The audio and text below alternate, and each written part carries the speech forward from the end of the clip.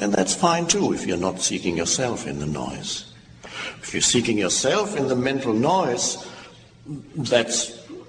it's torture, it's a prison, it's awful. Otherwise, okay, the mind is a particular expression of intelligence, and it is noisy. There's no problem there. And that's not who you are. It operates in you, no problem. You need it for certain things, it's helpful. For many, many things you need the mind, except for knowing who you are. In other words, except for the most important thing in your life. For everything else, it's fine.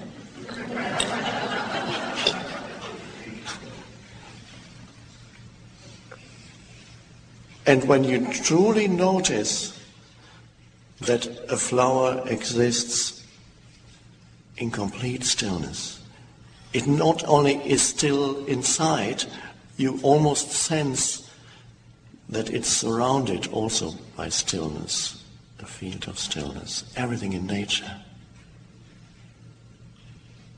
And it's beautiful.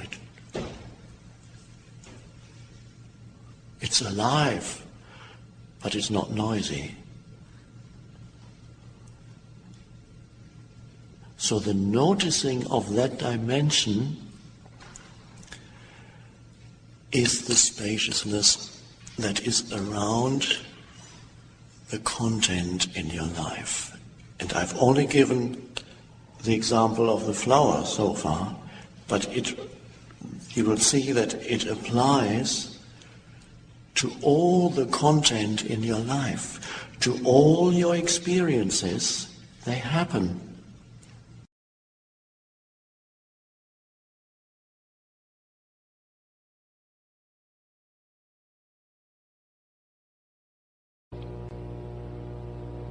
Can the mind observe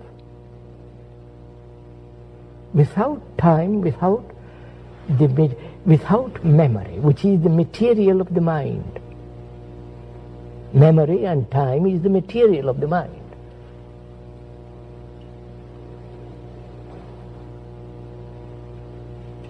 Can it observe without those two elements, time and memory?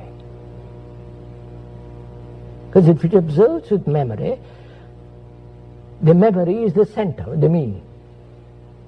Right? And time is the meaning also. Time is being the evolution of the brain cells as evolving, becoming all the rest. So can the mind observe without memory and time? Which is only possible when the mind is completely still.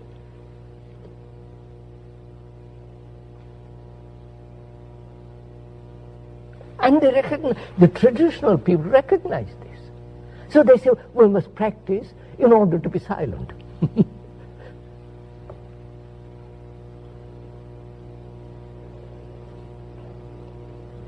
To control your mind, the tricks they play.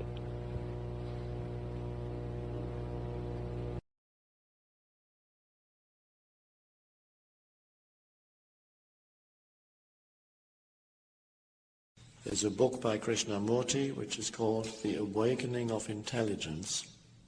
And really, this is what it is. But intelligence, not as defined by academic textbooks, is not the intelligence that can be measured in IQ tests. All that IQ tests measure is your ability to solve little puzzles. Intelligence is so much vaster than that.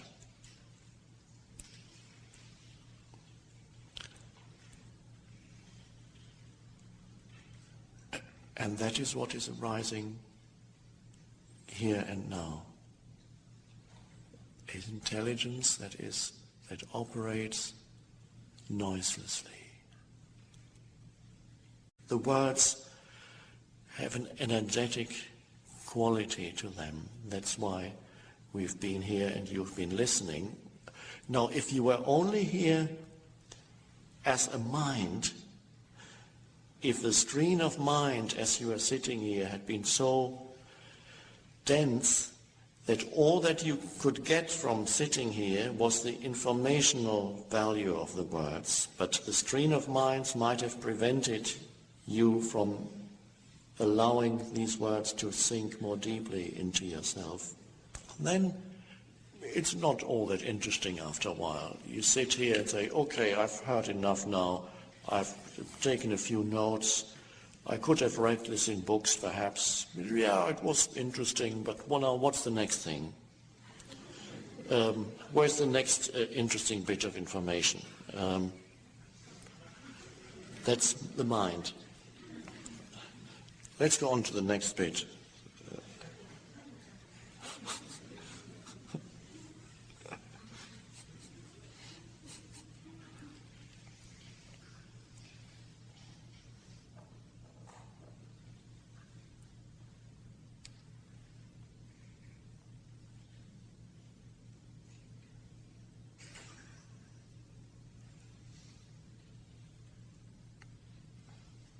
There's a little gap now.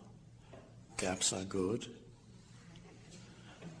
Whatever arises in you as sense experience, as you go out of here, things that arise from within, allow it all so completely that you can sense the now itself in which it happens as yourself. That's the secret, the open secret.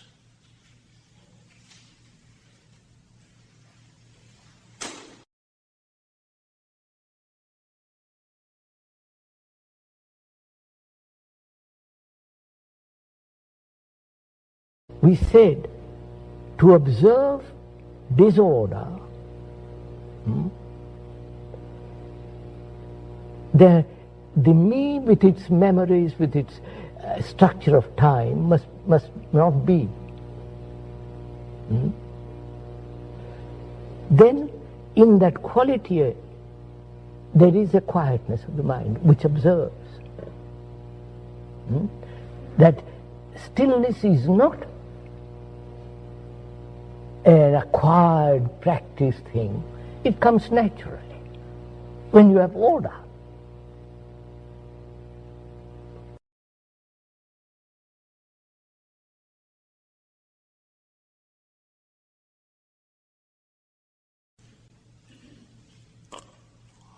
What does that mean? You become aware of the now itself. You become aware of an undercurrent of stillness in which everything happens. You sense it. Not only that, even that's not quite correct. You realize that you are it. And then it's so easy once you realize you are that deep undercurrent of stillness. The world is no longer problematic. That moment you know yourself to be that. Whatever content there is in your life, including the story in your head of me, is no longer problematic. It's simply the story of me, but you don't get your identity from it anymore.